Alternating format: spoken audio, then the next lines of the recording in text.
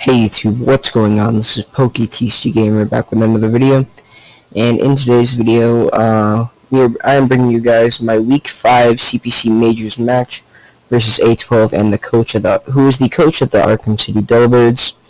If you guys do not know A12, he is a very good friend of mine.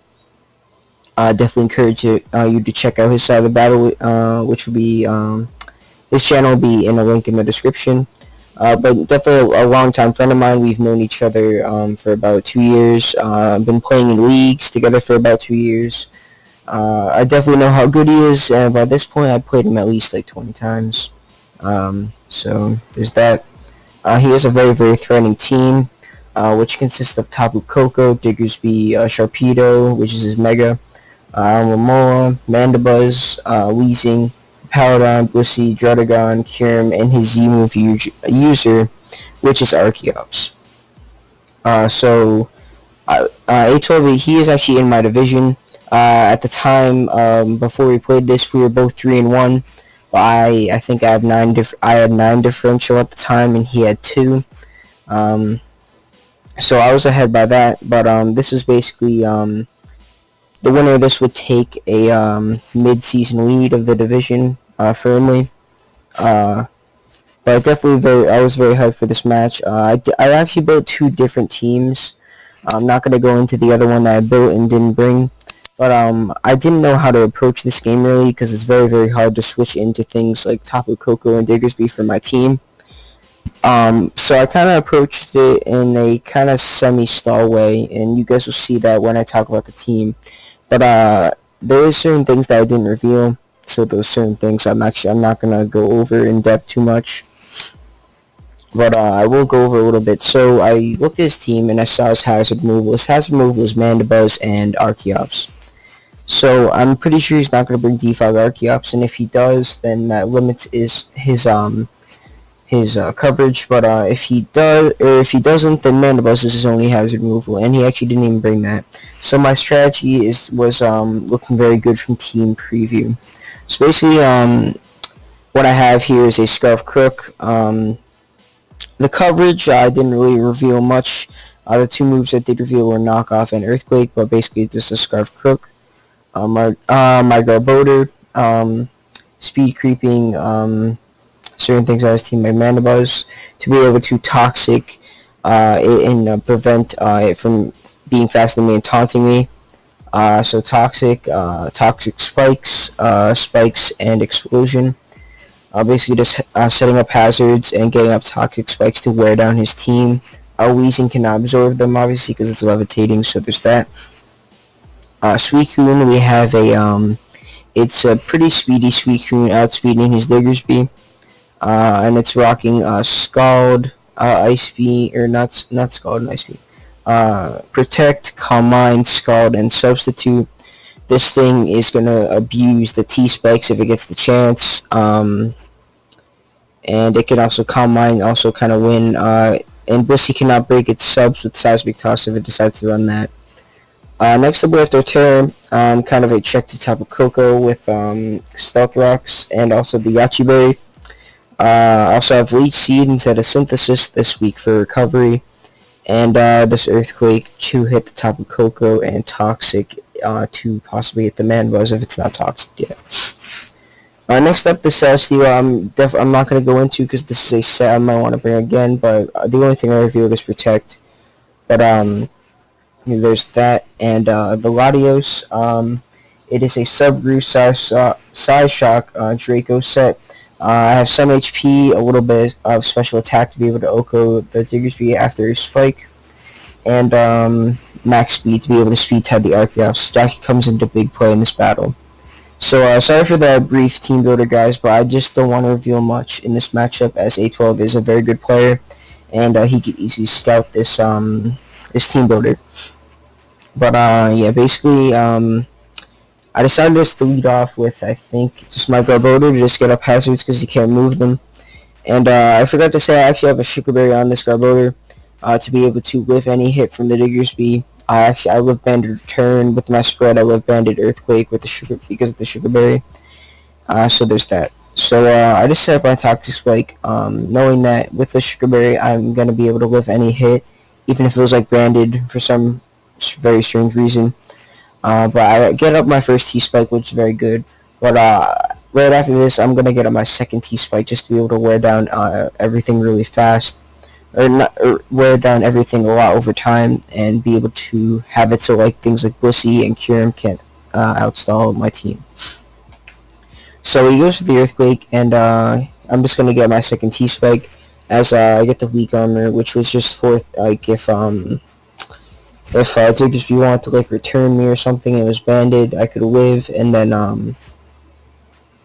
outspeed at the next turn. So basically here I just set my second T-Spike as he actually opts to go for his rock. So that gives me a I could have Toxic here, but I did actually value the spike a little bit more than Toxic in this thing. So he just Earthquakes here and takes me out. So now I go into my Suicune, I just fire off a Scald. It's going to hit everything very hard. I can sub up versus the Blissey. But he actually stays in just to roar. Solid play. If I Calm Minded, that could have been an issue.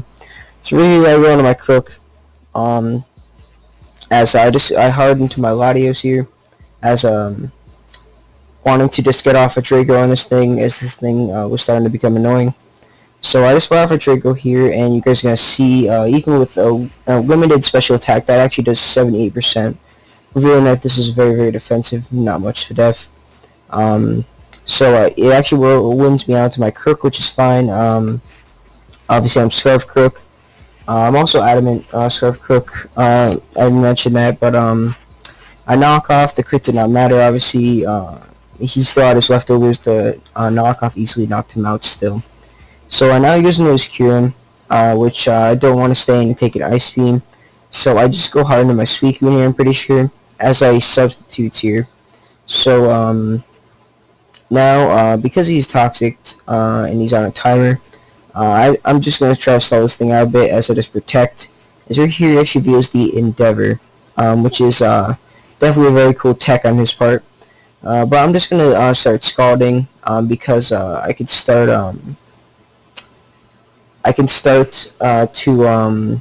actually I Calm Mind first, because I can just start Calm Minding, Scalding, and Protecting, and just start wearing this thing down. As he reveals the Roost here, which is fine by me, as I just Scald again, as now I am able to, I predict the Roost here and actually Scald, I'm pretty sure.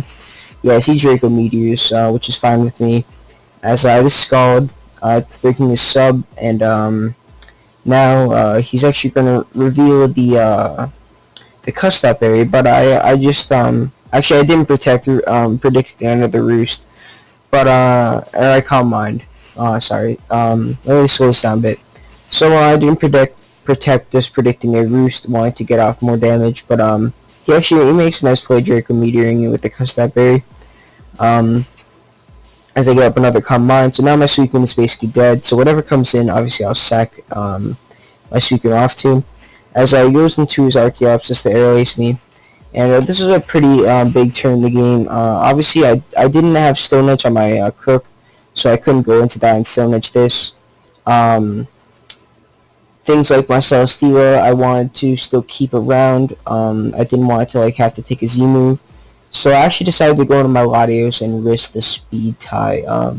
Obviously, if he had Z Stone Edge, Z Head Smash, he'd be able to kill me. But this is a Speed Tie, and I do kill Draco Meteor. And you guys are going to see I did win the Speed Tie. And basically, whoever won that Speed Tie had a very, very good chance to win the game.